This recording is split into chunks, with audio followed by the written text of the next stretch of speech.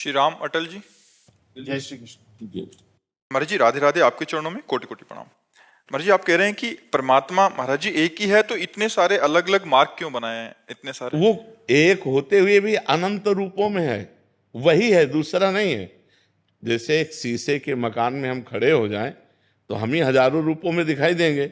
शीशे के कई प्रकार होते हैं, एक तुम्हारा लंबा मुंह दिखा देगा, एक भयावह मुंह दिखाई देगा, एक करेक्ट रूप दिखाएगा, अलग अलग। और ऐसे शीशों से एक महल बनाओ तो हम कैसे नजर आएंगे?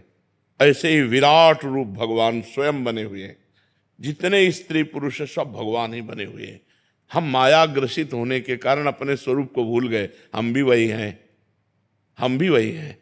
केवल हम देह भाव में आ गए, भोगों में रत हो गए तो हम जीव कहलाए। जैसे किसी रिक्शा वाले को बोलो ना, ए रिक्शा, खड़ा हो गया ना। अब वो रिक्शा है क्या? ए टैक्सी, खड़ा हो गया ना, क्योंकि वो तन्मयता रिक्शा पे किए, वो टैक्सी पे किए। इसी तरह हम अनेक भाव वाले हो गए, एक परमात्मा स्वरूप हो के अनेक भाव वाले। हम भगवान को अपना भैया माने, भगवान को अपना दोस्त माने, भगवान को अपना पति माने, भगवान को अपना पुत्र माने। भगवान को हम कुछ भी मान सकते हैं। तो जो पुत्र माने वात्सल्य भाव, उसके लिए भगवान आचार्य रूप में प्रकट हुए। हम भगवान को सखा माने तो भगवान उसके रूप में आचार्य रूप में प्रकट हुए। हम भगवान को पति माने तो उसके लिए, हम भगवान को अपना प्रिय स्वामी माने, अपने को दास माने तो उसके लिए भगवान ही अलग अलग अपने रूपों की आराधना के लिए आचार्य रूप में प्रकट है। अब हम सब भगवान को एक जैसा थोड़ी मान सकते हैं। हम भगवान को दोस्त मानते हैं तो तुम कहते हो नहीं, भगवान दोस्त कैसे हो सकते हो? तो भगवान है, मैं उनका दास हूँ, वो स्वामी है। तो अब आपके भाव की पुष्टि के लिए भगवान अलग। तो अलग अलग भावों की पुष्टि के लिए वही भगवान अलग अलग रूप धारण करके अलग अलग सेवा पद्धतियों को प्रकाशित किया है, अलग अलग मार्ग प्रकाशित किए प्राप्त होने के। अब कोई भगवान को माँ मानता है, वो अन्य मानने के लिए तैयार ही नहीं। मेरी दुर्गा माँ, तो भगवान दुर्गा रूप में विराजमान है। मेरी काली माँ, वो काली। वाहेगुरु, वो वाहेगुरु रूप में विराजमान। जो नाम लो, जो रूप लो, वो परमात्मा सर्वनाम रूप वाला है। इसीलिए जिस मार्ग से जाना चाहो। एक घाट में सब स्नान करना पसंद करते हैं क्या? कोई जुगल घाट में, कोई केसी घाट में, कोई, लेकिन यमुना जी तो एक ही है ना। तो बस ऐसे घाट मार्ग बहुत हैं, परमात्मा एक है। समझ पा रहे हो आप? महाराज जी 84 लाख योनियां बताते हैं, जिसमें से एक मानव जीवन है। वो अलग अलग धर्मों में बंटा है, अलग अलग भगवान मानता है, लेकिन बाकी जो सारे जानवर हैं जो नहीं समझते हैं, वो तो एक ही परमात्मा की सारी रचना है। बस रचना मात्र, वो मानते थोड़ी है। कुत्ता भगवान को मानता है क्या? रचना एक ही, बस एक ही, बस वो रचना है। यहां मान करके हम जान जाएंगे, और जब जानेंगे तो वो एक होगा। चाहे जहां से चलें, हमको कभी बताओ कोई आज तक कोई सिद्ध संत हुआ हो जो ऐसे उठाया हो? ऐसे ही बोलेगा वो परमात्मा एक है। अब आप उसे जो नाम दो, जो रूप दो, आज तक जो सिद्ध हुआ है, मतलब चरम सीमा पे पहुंचा है, वो यही बोला है, वो यही अनुभव हुआ है, वो एक है। ईश्वर एक है, परमात्मा एक है। उसे जो भी नाम दो, सिद्ध जो पुरुष हुआ वो एक ही है। वो एक होते हुए अनेक है, और अनेक होते हुए एक है। यही जो जान गया वही ज्ञानी है, वही ज्ञानी। मत्ता परतरम नान्यत किंचिदस्ति धनंजय, मेरे सिवा किंचन मात्र कोई और है नहीं। हम तुम सब भगवान की तरंगे हैं। जैसे समुद्र है ना, और उसकी तरंगे, तो हम सब तरंगे हैं। वायु विकार हटा समुद्र से की तरंगों से, तो बचा क्या? समुद्र ही तो बचा ना। तो माया विकार हटा तो बचा कौन? वही ब्रह्म ही तो बचा, दूसरा कोई है नहीं। ज्योति कपूर जी दिल्ली से। श्री हरिवंश। श्री हरिवंश। महाराज जी क्या आत्मा और मन एक ही है या अलग अलग है? अलग अलग है। मन सूक्ष्म शरीर में है, आत्मा तीनों शरीर को प्रकाश देने वाला है। स्थूल शरीर, सूक्ष्म शरीर, कारण शरीर, तीनों को प्रकाशित जो करता है उसे आत्मा कहते हैं। और जो सूक्ष्म शरीर में संकल्प विकल्प करता है उसे मन कहते हैं। दोनों अलग अलग हैं। आत्मा अलग है और मन अलग है। आत्मा अविनाशी है और मन विनाशी है। जब मन का नाश हो जाता है तब आत्म तत्व का बोध होता है। किसका प्रश्न है जी? जनक भट्ट जी राजस्थान से। राधे राधे। राधे राधे महाराज जी। महाराज जी ईश्वर प्राप्ति के 3 मार्ग बताए गए हैं, कर्म मार्ग, ज्ञान मार्ग, भक्ति मार्ग। महाराज जी भक्ति मार्ग क्यों श्रेष्ठ है, जबकि व्यवहारिक दृष्टि से सृष्टि के संचालन में ज्ञान और कर्म का ज्यादा महत्व प्रतीत होता है? भक्ति में प्रेम है, भक्ति में प्रेम है। आत्मज्ञान हो गया, आत्म प्रेम नहीं तो अधूरा। समझ रहे हैं?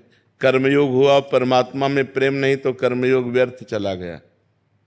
कर्मयोग, ज्ञान योग, दोनों में परमात्मा प्रेम, आत्म प्रेम और भक्ति क्या प्रकट करती है? प्रेम। ज्ञान से प्रेम नहीं होता। प्रेम जब हमारे अंदर जागृत हो जाता है तो जिसके प्रति होता है उसका ज्ञान हो जाता है। प्रेम सर्वोपरि है, भगवान प्रेम अधीन है।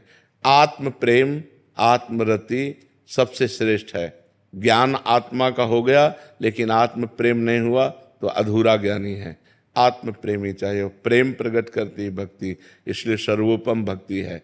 और भक्ति में अभिमान नहीं है।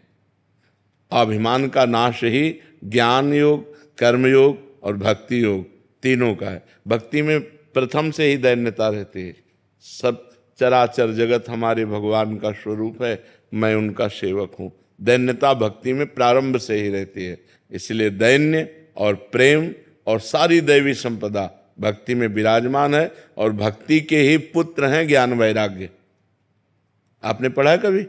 भागवत में पढ़ के देखिए, भक्ति से ही ज्ञान वैराग्य का प्रादुर्भाव होता है। ज्ञान से भक्ति का प्रादुर्भाव नहीं होता, भक्ति से ज्ञान का प्रादुर्भाव होता है। जब उस सच्चिदानंद भगवान का नाम जप करते हैं, भगवान की सेवा करते हैं, भगवान की आराधना करते हैं तो हमारे अंदर ज्ञान प्रकट होता है। और भक्त महाज्ञानी होता है। हनुमान जी भक्त हैं।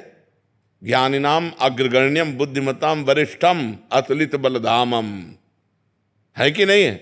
गरुण जी भगवान के भक्त हैं, वाहन है। गरुण महाज्ञानी गुण राशि, महान ज्ञानी। विश्वामित्र जी भगवान के भक्त हैं, विश्वामित्र महामुनि ज्ञानी। तो भक्त अज्ञानी नहीं होता है, भक्ति से ही ज्ञान का विशुद्ध प्रादुर्भाव होता है। और जितने भी महान ज्ञानी हैं वो सब भक्त हैं। जैसे सनक सनंदन सनातन सनत कुमार हर समय हरिशरणम जपते रहते हैं। जैसे महान ज्ञान के समुद्र भगवान शंकर भगवान की लीला कथाओं का गायन करते रहते हैं। देख लो, भगवान के चरणामृत को अपनी मस्तक पर धारण किया। गंगा जी जो है भगवान का चरणामृत है इतना, इसलिए भक्ति सर्वोपरि है। समझ में आ रहा है? और ज्ञान में स्वयं चलना होता है, गिर जाओ तो भ्रष्ट हो जाओ तो कोई बचाने वाला नहीं।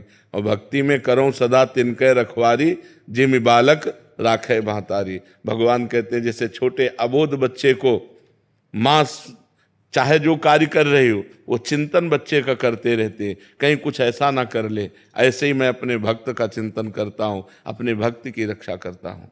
जी पंकज चौहान जी। राधे राधे महाराज जी। महाराज जी, पर्याप्त समृद्धि प्राप्त होते हुए भी मन अशांत और व्यथित रहता है। कभी अपने प्रियजनों की चिंता, कभी अकारण दुख। ये दुख कभी कभी दुर्गुणों की तरफ आकर्षित कर लेता है। हाँ, क्योंकि देखो हम बताएं, हम परमात्मा के अंश हैं। हमारी कभी संतुष्टि रुपया से नहीं हो सकती, हमारी कभी संतुष्टि भोग से नहीं हो सकती, हमारी कभी संतुष्टि किसी पद से नहीं हो सकती। अगर हम पूर्ण संतुष्ट होना चाहते हैं तो गोस्वामी तुलसीदास जी ने एक दोहा लिखा, तब लगी कुशल न जीव कहूँ, सपने हूँ मन विश्राम, जब लग भजत न राम कहूँ, शोक धाम तज काम। जब तक शोकों के धाम, इस कामनाओं का त्याग करके भगवान का भजन नहीं होगा, तब लग स्वप्न में भी विश्राम नहीं होगा। जैसे आपने पूरे जीवन में सब सुख भोगे, आपके पास आधुनिक सब वस्तुएं हैं,